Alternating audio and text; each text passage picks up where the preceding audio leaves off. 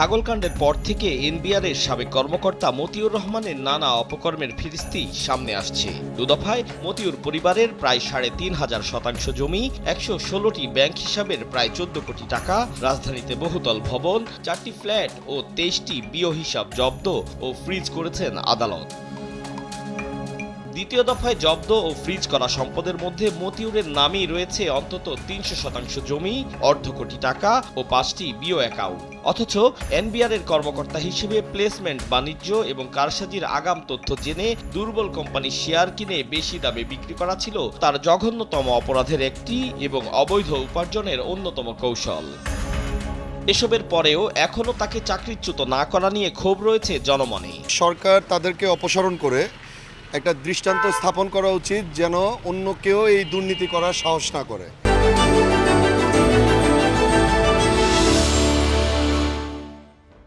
Government একবার declare দেখ যে তোমাদের হিসাব বিবরণী দাও, তোমরা যখন চাকরিতে জয়েন করছো এবং এখন তোমাদের সম্পদ কী সেটা দিলে দেখবেন যে মানে সমস্ত থরেল বিলা বের হয়ে আসবে, হাজার হাজার বের হবে। সমস্ত সরকারি যারা চাকরি করে এবং এক পিয়ন থেকে শুরু করে এটা বের হয়ে আসবে। সরকারি একটা পদে রাখা হয়েছে, সেটা অবশ্যই জনগণের বিশ্বস্ততার একটা জায়গা।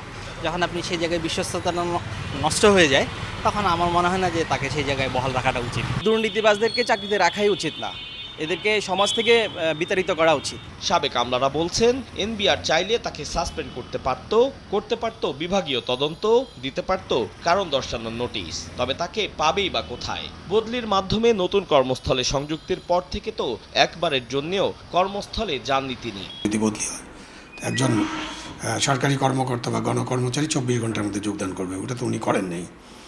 এবং কারো মাধ্যমে যোগদানপত্র প্রেরণ করার কারণ কি এবং সে ব্যাপারে অভ্যন্তরীণ সম্পদ বিভাগ ভালো বলতে পারবে যে তারা কি করবেন। উনি ফ্যাক্সের মাধ্যমেও যোগদান করতে পারেন, বাট পরদিন তো তাকে অফিসে যেতে হবে। অভ্যন্তরীণ সম্পদ বিভাগ সেটা তো এনবিআরের চেয়ারম্যানই ওটার সেক্রেটারি, সুতরাং ওই দুটা মিলেই তো এনবিআর।